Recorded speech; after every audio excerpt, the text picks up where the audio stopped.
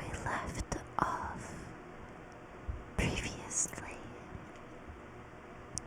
So, I just wanted to say that I am sorry for how long this has taken me. I have been away for a few weeks, and while I'm sure currently nobody has really noticed, but I still would want to say that it's not intentional. I was very sick for a while with COVID, and I'm very thankful that I'm okay, but it really kicked my butt, and I needed to take a break from a lot of stuff. But I figured now that I am feeling better, we could go back and continue unpacking from where we left off. So it looks like we are still in the house that we moved into last time. I think that we moved into the house with our friends, and if I think I remember correctly, it was a lot more empty before. Now we have a couch and actual furniture that is actually has a place. It still makes no sense to me that the cane would just be in front of the door, and that, surprisingly, despite most things having like a different option, like, how some paintings can either sit on the wall like these, or they can sit on a desk as if they are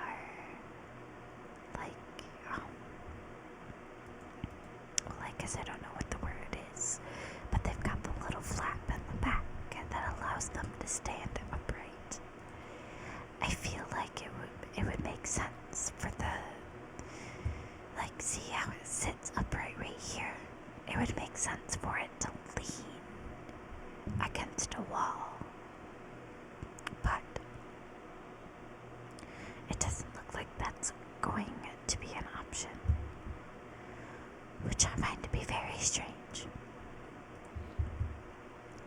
I think I've mentioned it before that I don't really appreciate that the game tries to force you into setting down certain items in a certain way.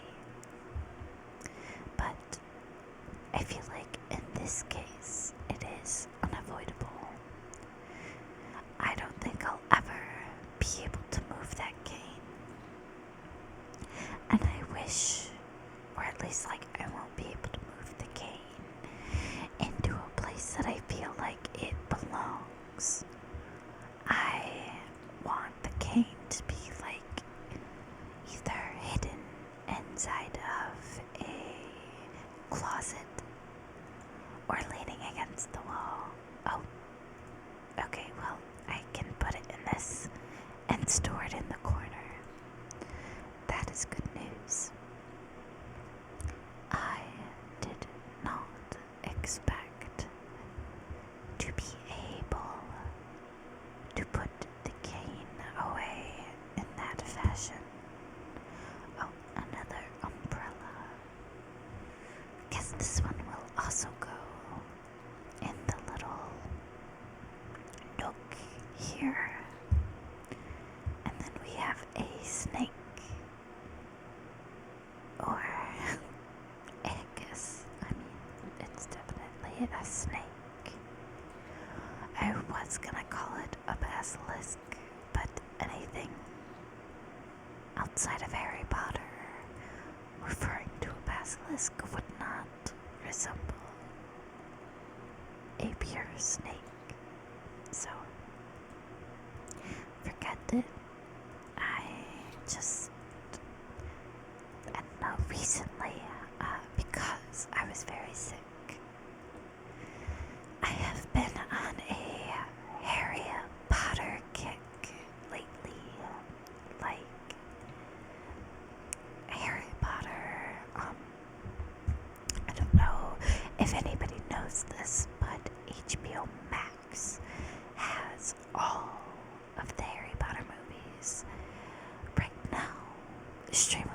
So like from Sorcerer's Stone to Deathly Hallows, they have all the movies in preparation for the 20th Harry Potter anniversary that they are going to stream on HBO Max only. And when I was younger, I used to like Harry Potter, but I didn't love it. Like, I didn't really care for like the lore of it or explanations as to why certain things happened or certain people behaved a certain way. But as I got older, as evidence as by recently, I have grown to adore Harry Potter. Like, it's on my TV 24/7. I've watched all of the Harry Potter movies at least 5 times each. Like, that's 8 movies multiple times. And I started watching it when I was at the beginning of my sickness, because when I was younger, I remember watching some of the movies and they really stuck with me. Like, I used to be afraid of I call him Fetus Voldemort, but it's just like Voldemort before he's gone into his full transformation.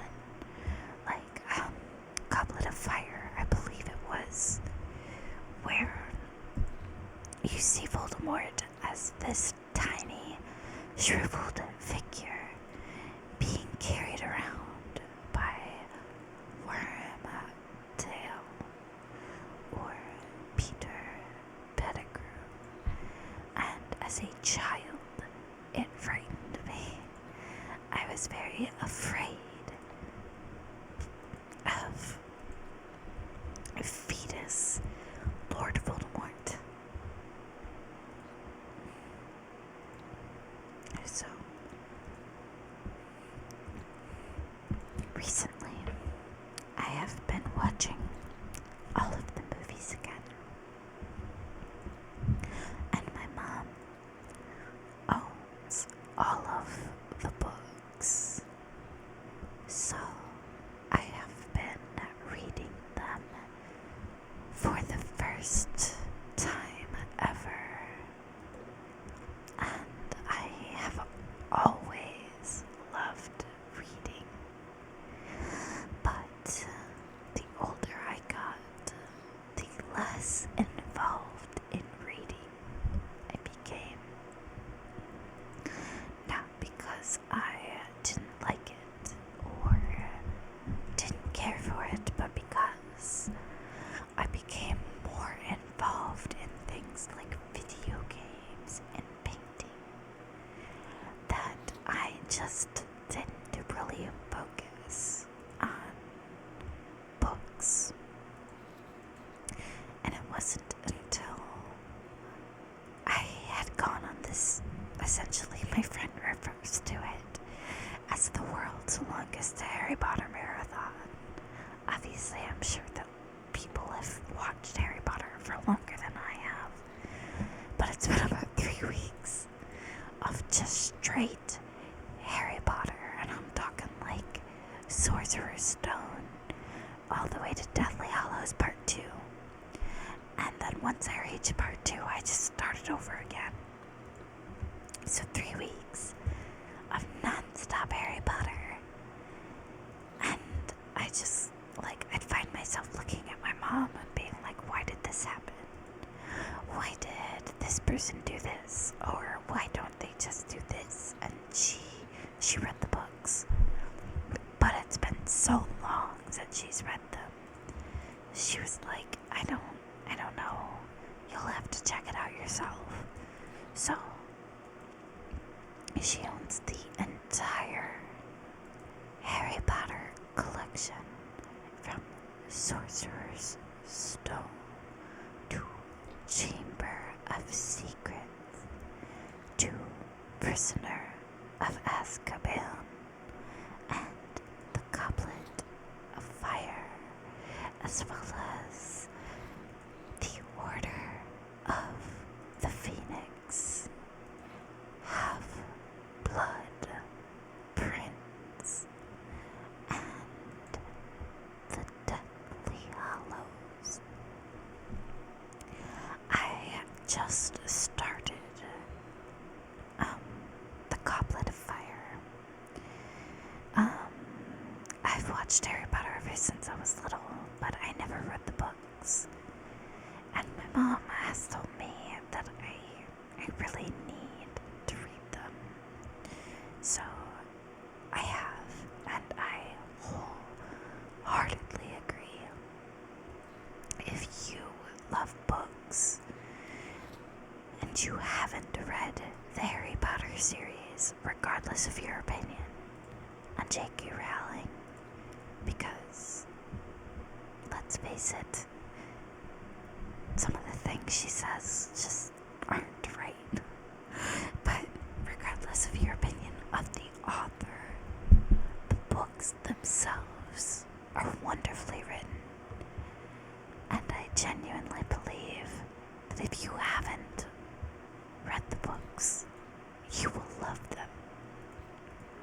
At least if you like fantasy books. Because I didn't expect much out of them, to be honest. I figured that I would probably read maybe one or two, and I wasn't very sure. Oh look, we got an achievement. Put the tiger and pig side by side. Oh, interesting. Essentially, I don't know, I didn't think I would like them because it's been so long since I've read any book, really. Not to make, try to put anyone down for Game of Thrones, because from what I've seen, it's a really good book and a really good TV show. But, aside from season 8, but I couldn't, I tried to read Game of Thrones because my mom owns all the books, and I just couldn't, I wasn't drawn in. It didn't really start off in a way that grabbed my attention. Whereas Harry Potter, just from the beginning, they waste no time getting you into the universe, explaining, well, maybe not even fully explaining, because I know that there are certain things that maybe don't fully make sense, but the world building and the way the writing is done is just incredible. I did mention on Goblet of Fire, but there's a part where Harry Potter is at the World Cup for Quidditch, and she describes the scoreboard before the game as flashing multiple advertisements, even writing in the book, in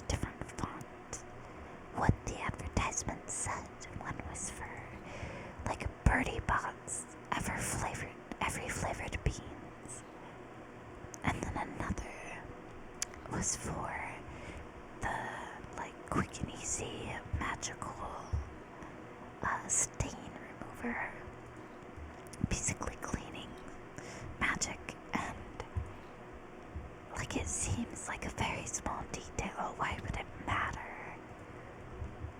what the advertisement board at the Quidditch World Cup said?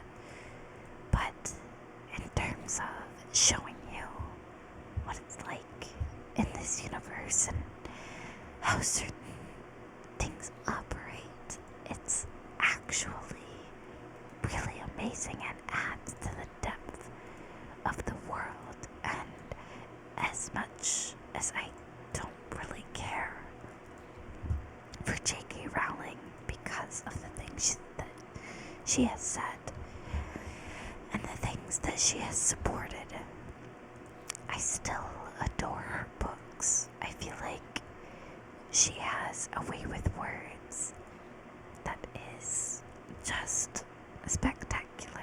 They're written very child-friendly, but at the same time explore plenty of topics that a child would not exactly grasp. And I think that it takes quite a bit of nuance to be able to write a book that is not only understandable to children, but entertainable, or I guess I should say entertaining to adults. I don't know how to express it. Like, I had a coworker who had actively expressed her disappointment at another coworker because for Secret Santa they wanted a Deathly Hallows styled Harry Potter bracelet. And for those who don't know, Deathly Hallows is not only the name of the last book in the Harry Potter series, but in the actual book, the Deathly Hallows are essentially 3 items given to these old wizard brothers, one being the Elder Wand, a magical, powerful wand, another being the Resurrection Stone, a stone that could bring back the souls of the dead, although not entirely, more so just letting you speak to their spirits, and then the invisibility cloak, which you see Harry Potter use not often, but he is given in the very first book by Albus Dumbledore because it used to belong to Harry's father. And they're shown in terms of symbols as like a triangle with one line through it and a circle, which, if you know, it might be hard to imagine.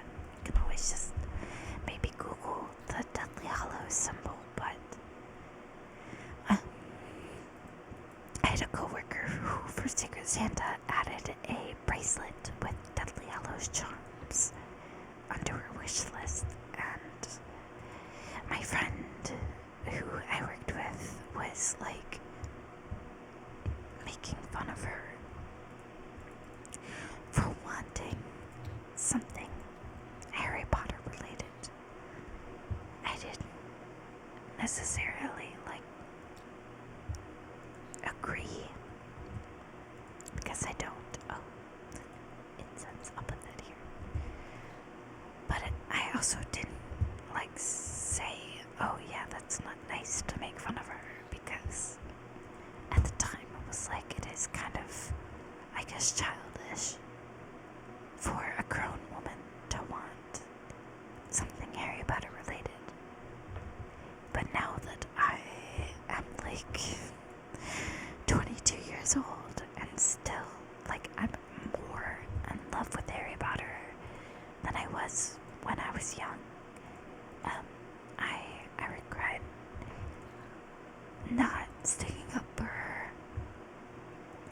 least not saying anything, because it really wasn't fair to judge her that way. Although we had different issues apart from Harry Potter, and I think my coworker was just lashing out. Not so much because she disagreed with what she liked, but because they didn't really get along, and she wanted a different reason to ridicule her. And I think that that's a lesson that a lot of us can learn. Is that just because you don't like someone doesn't mean that the thing that they like, or even stuff that they create, is bad. You see it a lot on Ink Master. It's a tattoo reality TV show that was cancelled because one of the judges behaved inappropriately on Instagram. But when it was a lot of the people that competed, despite, whether they were good or not, constantly would tear each other down and just be like, yeah, well, I'm better than you and you suck, so. And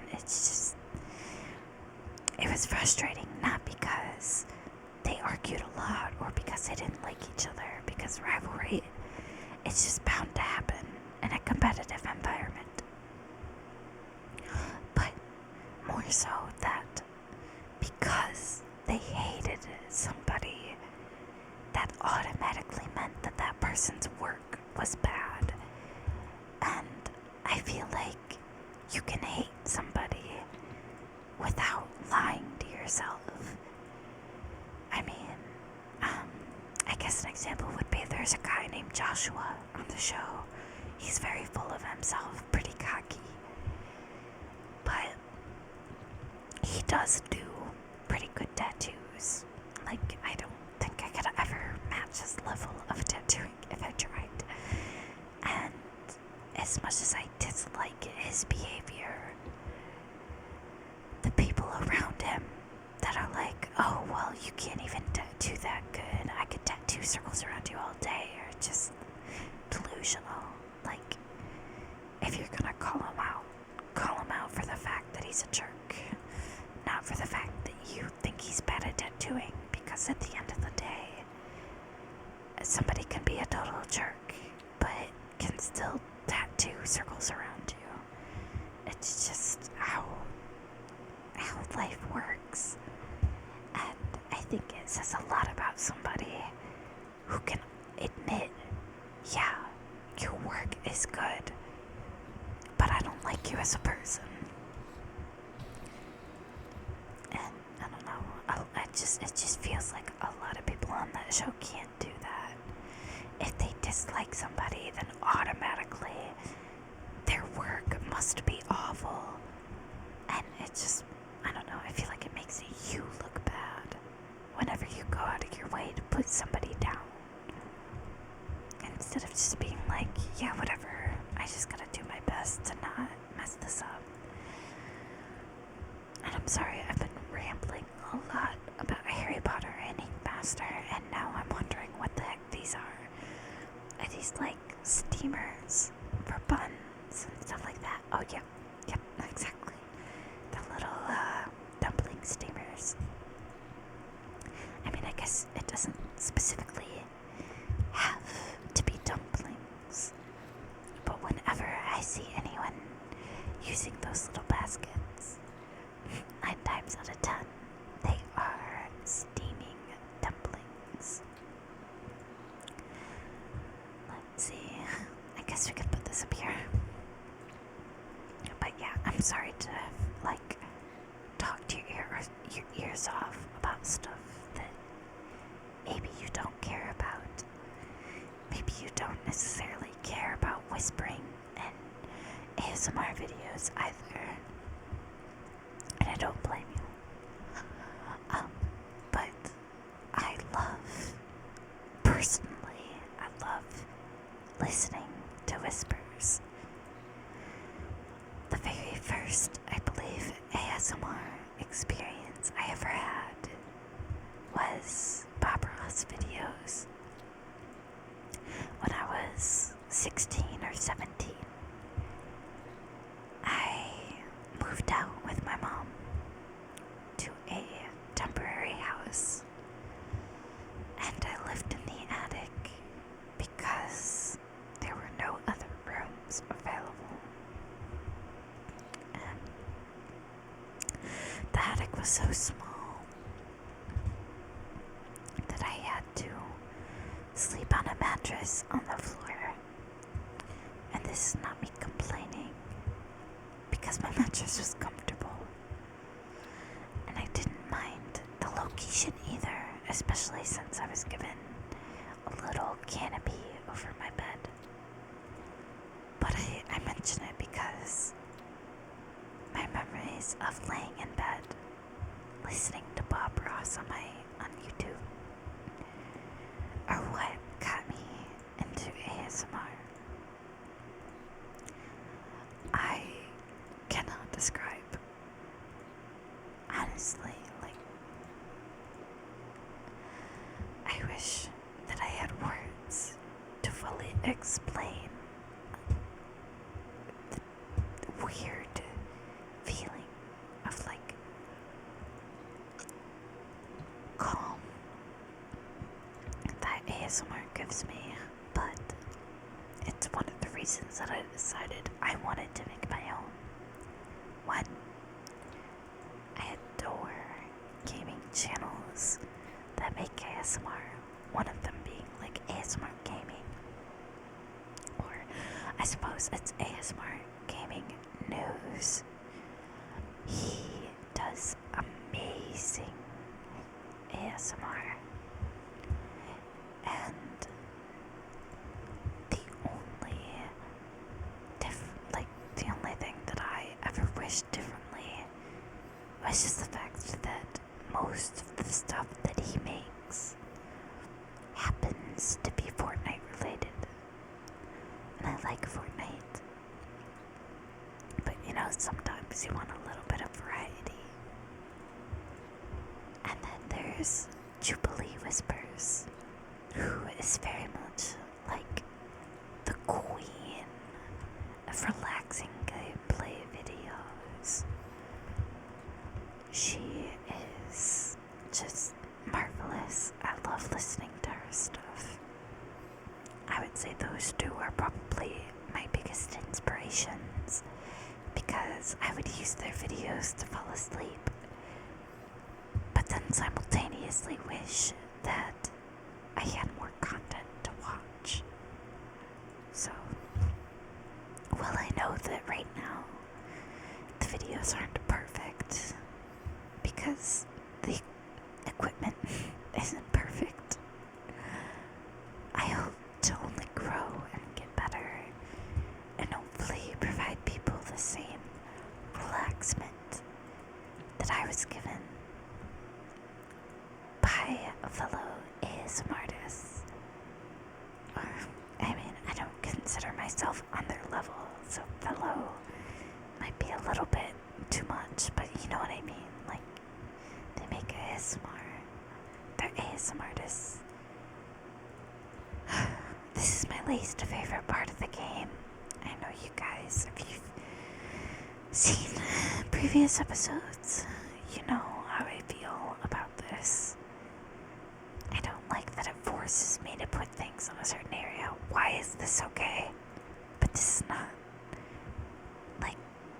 Okay, so I can't put it by doors, but I can put it by the bed. I don't. That's my only real frustration with this game, is that it's really well done in a lot of aspects. It's really charming in a lot of ways, but unfortunately I don't see the point in half of these decisions. Why can't this be here? Why? probably wouldn't be so stressed out about it if a little tooltip popped up and said, gardening can must be here. But the fact of the matter is that not only does it just be like, oh, well, I don't want that there, but then it straight up doesn't even tell you where it wants it to go. So that, I know, I've been over it a million times. I've said it before, and I'm saying it again. This is not a good feature. If you're going to force me to place items in certain places, at least tell me where those items are expected to be. And I think these are coasters, but I'm not sure. I think so. It's rough. They look like they're just like fruit slice examples of coasters, but I genuinely do not know. Where does this go? Do you go over here? No. No. No. Like, what the heck? I would be happy with this over here. I don't understand why it doesn't fit. Or why none of these are correct. Maybe it belongs in the living room.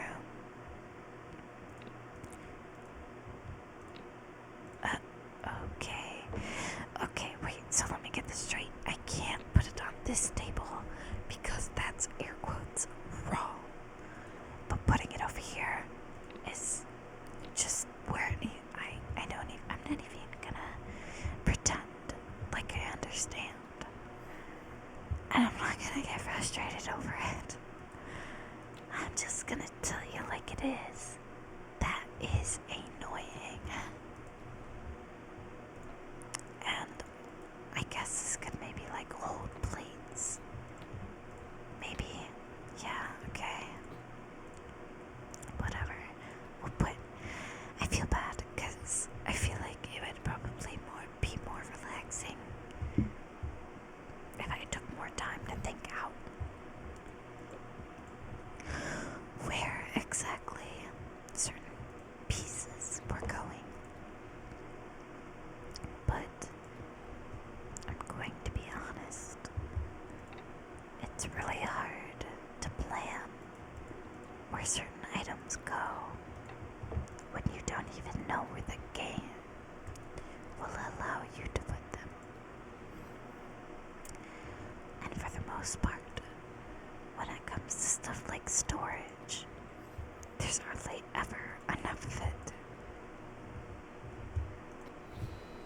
Oh wow, we managed to finish this. Let's go over it real quick before we close out. So this is the bedroom. This is... I would like to move that so she can see her desk. This is the office, the kitchen, and the living room. I don't know where the rest of these went, but that's kind of okay with me, I guess.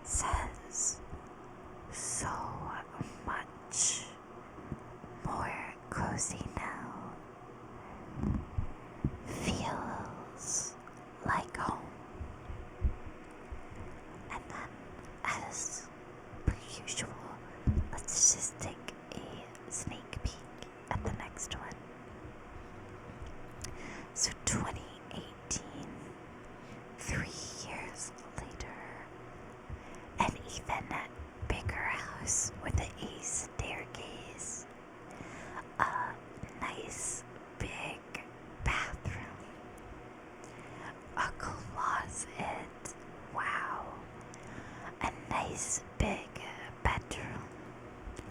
Oh, a little baby room.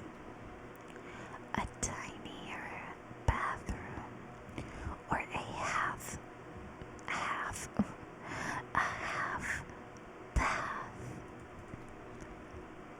The office. The dining room. The kitchen.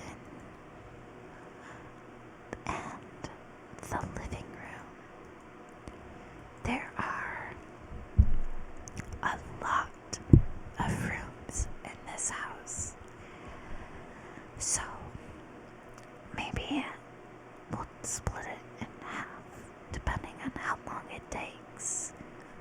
Maybe we'll do two different episodes on one single house. But we'll see. Regardless, I am going to end it here.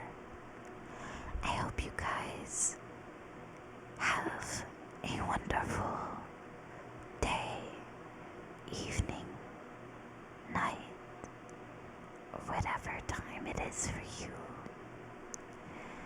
And I will see you guys next time.